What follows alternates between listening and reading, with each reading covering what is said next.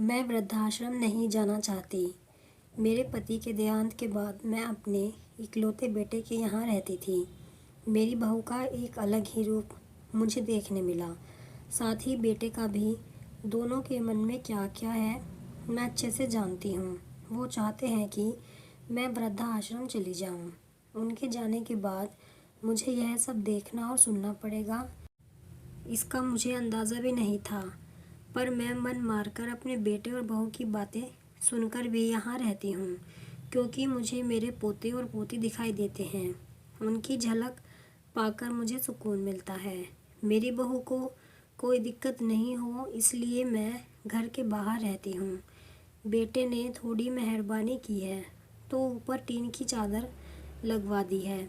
समय समय पर थोड़ा राशन देता है तो मैं अपना बनाकर खा लेती हूँ। मैंने अपने बेटे को कह दिया है कि मेरी वजह से उन दोनों को कोई प्रॉब्लम नहीं होगी। बस मुझे यहीं रहने दे, इसी घर में मुझे मर जाने दे। मैं बस यही चाहती हूँ। मैं अपने आप को खुशकिस्मत समझती हूँ कि मेरे बेटे और बहू कम से कम मेरे लिए इतना तो कर रहे हैं। मेरा बेटा सुबह 9 बजे नौकरी जाता है और बच्चे भी उसी समय स्कूल जाते हैं। फिर शाम को 6 बजे मेरा बेटा वापस आता है। बच्चे 3 बजे आते हैं। उन्हें आते जाते निकलते देख मुझे बड़ा सुकून मिलता है। मेरे पति के दोस्त थे, उनकी पत्नी का भी स्वर्गवास हो गया है। उस समय पर वो हमारे घर पर आया करते थे। उनसे हमारे अच्छे रिश्ते थे। उनका घर हमारे घर से थोड़ी दूर पर था। पैरों में समस्या हो गई थी, ठीक से चल भी नहीं पाते थे। वो बड़े दिनों बाद मेरे यहाँ आए। मुझे उन्हें देखकर अच्छा लगा। उनका हाल भी मेरी तरह ही था। बच्चे अब उनसे भी परेशान थे। आकर मेरे पास अपना दुखड़ा रोते थे और उन दिनों को याद करते थे। बुढ़ापा हम जैसों को बहुत रुलाता है। उनकी पत्नी का भी स्वर्गवास हो गया था और उन्हें चलने उठने में समस्या थी, इसलिए वो तो अपना खाना भी नहीं बना पाते थे।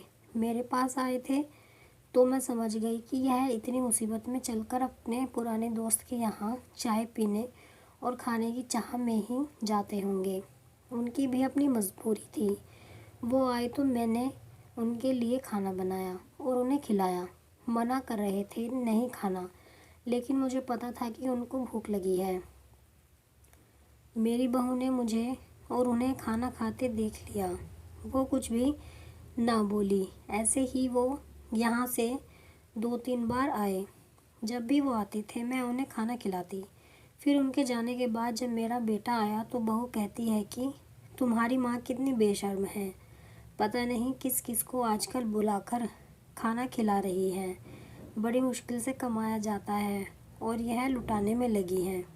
इनका राशन बंद करो, कुछ दिन भूखी रहेंगी तो अकल ठिकाने आएगी।